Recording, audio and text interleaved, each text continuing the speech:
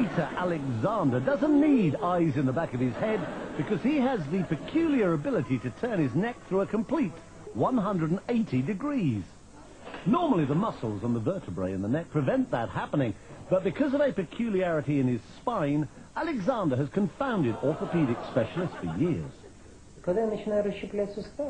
Many years ago, I started doing gymnastics, he says. That's when I noticed that my vertebrae seem to be very flexible and that I can turn my head farther than normal.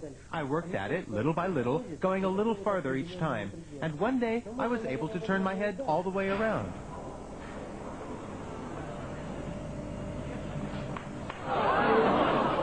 Despite the somewhat unsettling crunching of bones, Alexander claims to feel no pain, which is more than can be said for the people sitting behind him on a bus.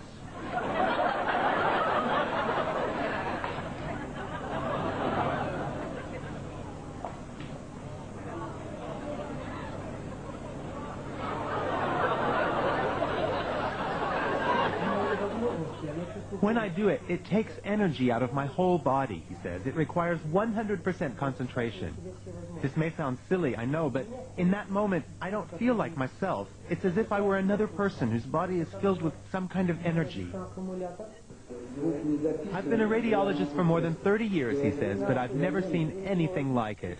Alexander is extremely flexible, no doubt about it.